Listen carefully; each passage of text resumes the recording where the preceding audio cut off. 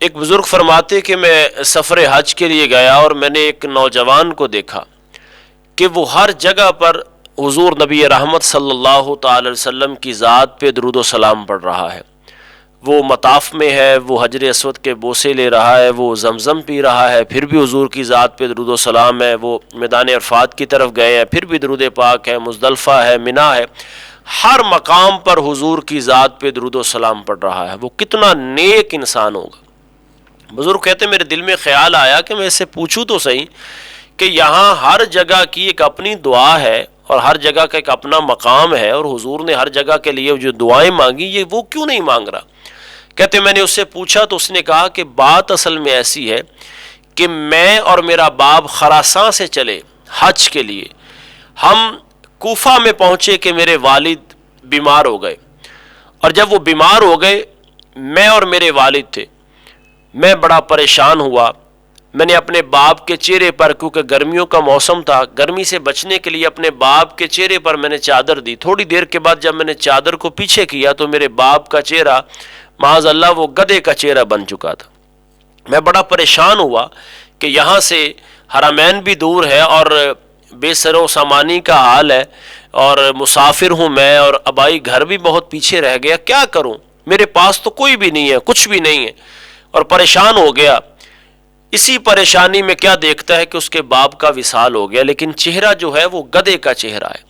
بہت پریشان ہوا۔ تھوڑی دیر کے بعد کہتا ہے کہ ایک خوبصورت چہرے والے، ایک خوبصورت زلفوں والے، ایک خوبصورت لباس والے، ایک خوبصورت وجہ اور قطع والے، اور ایک خوبصورت حسن و جمال کے پیکر تشریف لائے۔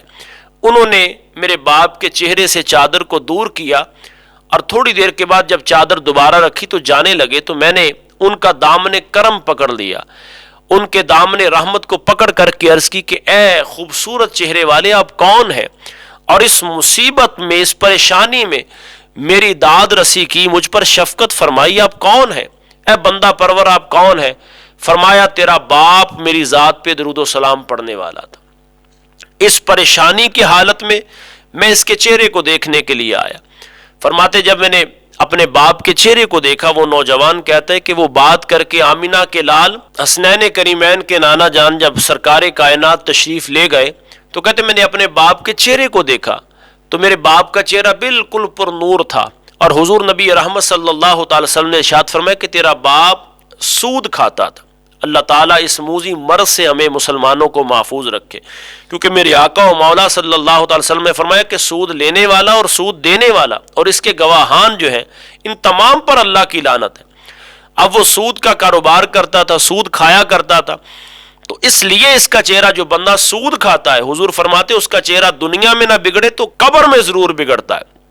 تو اب اس کا چہرہ بگڑ گیا تھا، لیکن یہ ہر رات میری ذات پہ 100 مرتبہ درود و سلام پڑھتا تھا۔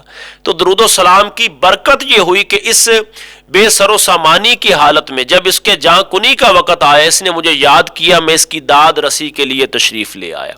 یہاں سے یہ ثابت ہوتا ہے کہ انسان دنیا میں جتنا مرضی گناہ گار ہو، لیکن اگر وہ حضور کی ذات پہ درود و سلام پڑھنے والا ہے تو یقیناً بر یقین جب شیطان بھی اس کے قریب آ جاتا ہے، جب فرشتہ بھی روح قبض کرنے کے لیے اس کے قریب آ جاتا ہے، تو اگر محبوب کائنات صلی اللہ تعالی وسلم کی ذات پہ اس نے اپنی راتوں کو درود پاک پڑھ کے گزارا ہو تو وہ آمینہ کے لال بھی جلوہ گری فرما دیتے ہیں، اور حضور کے جمال مبارک کی برکت یہ ہوتی ہے کہ اللہ تعالیٰ اس کا خاتمہ بالخیر فرماتا ہے۔